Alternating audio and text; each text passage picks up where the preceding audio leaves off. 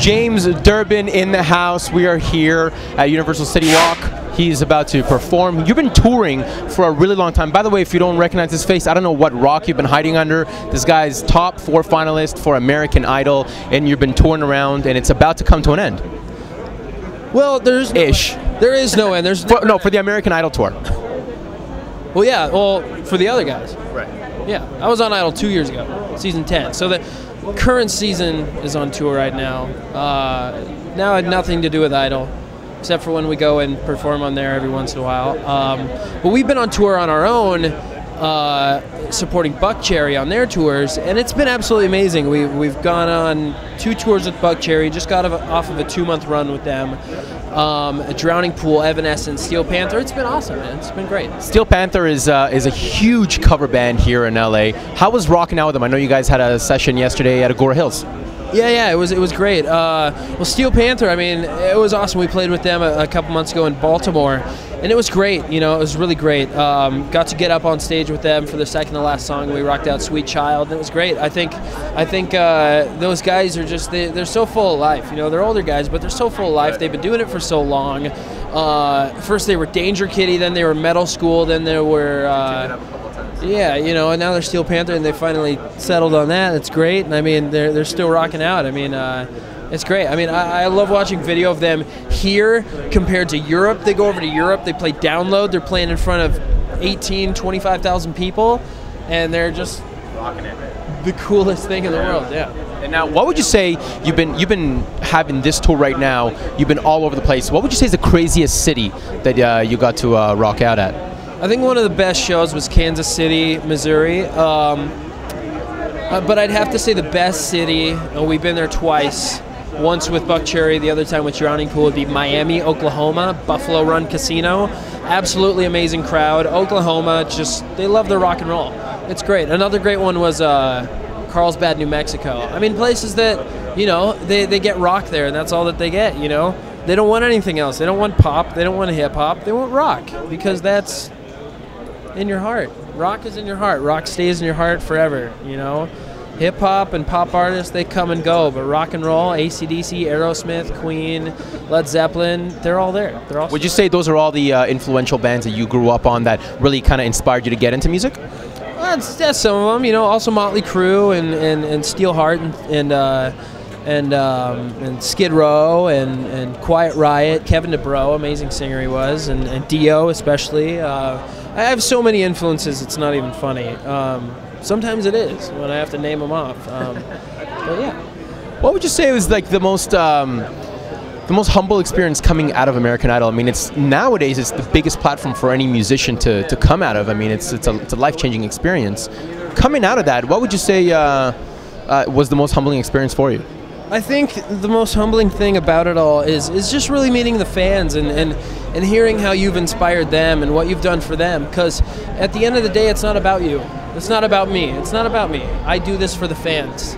I'm nothing without my fans. I'm just some dude on stage, you know, with a microphone in my hand. The fans come to the show. The fans make the show. The fans make the album. Nothing is possible without the fans, and that's it. Spoken like a true champion. You're also involved in anti-bullying campaigns. I know you're in just St. Louis for the Boys and Girls Club, and you're an avid WWE fan. Yes. Huge WWE fan. Yeah, we were in St. Louis, Missouri. We did. I did a big Be a Star campaign at the Boys and Girls Club, the greater St. Louis area, and it was awesome. You know, just talking to the kids and telling them my story, and just really seeing the expressions on their face when I come to my conclusions. And you know, I was bullied and picked on a lot growing up. And you're a big guy, though. I know you weren't big when you were growing up. Yeah, well, but I was a little bigger. I mean, I've always been around 6 foot, 6'2" for the longest time, and I was overweight and covered in pimples and then my Tourette's, my Asperger's, and just kind of being a walking target for that. And you know, as unfortunate as it was, it makes me who I am today, and I never want to change that. I also just got the opportunity to speak to an entire camp via Skype called Camp Twitch and Shout, which is for all kids with Tourette syndrome, ages from 7 to 17. And it was absolutely amazing. I mean, some of these kids have the most severe cases in the country, and yet they're able to go to a summer camp where they're not judged, where they're not looked at different because they're all exactly the same. And, you know, unfortunately, I mean, I was so happy to do the call and do the Skype call and everything. Hopefully next year I'd love to go there. You know, I have bad memories of camp. I'd even love to go spend a couple nights there and actually do the activities with the kids and play them a couple songs every night, and it'd be great, you know. That's absolutely amazing. I want to talk about your album, and then I have something fun for you. We have a trivia since you're such an avid WWE fan. But let's talk about you know, your single that you're you know, heavily promoting right now, and where it came from.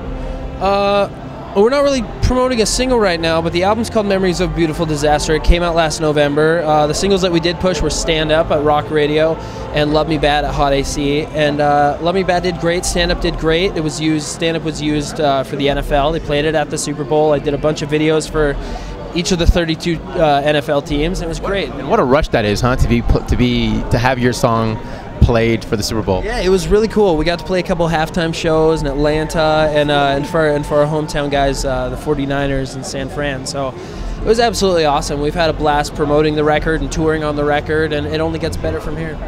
And just to plug it in, he's sold over 150,000 records. I spoke to your PR, so that's what they're telling us right now. So congratulations! It's such a huge accomplishment to sell, you know, that many. Something that the fans want to know: are you on the whole social media front, Facebook and Twitter? Yes, Facebook, I want people to start following. Instagram at Durbin Rock, not Durbin Rocks. Okay. Durbin Rock, DURBINROCK,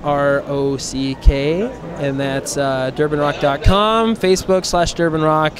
At Durbin Rock for Twitter and Instagram and the whole 9 yards. Durbin Rock online, definitely check them out. So here it is. They want to know how of an avid fan you are. Okay. So we're going to go about 5 questions here, speed round, see if you can answer them. Who was the first person to body slam Yokozuna? Nobody body slammed Yokozuna. The first person to body slam Andre the Giant was Hulk Hogan. As far as I know, nobody body slammed Hulk. Lex Luger. Really? Oh. Yeah. Who was Steve Austin's first manager on WWE or WWF back then? When he was the ringmaster, right? Yes. He was the ringmaster. I'll give you his nickname.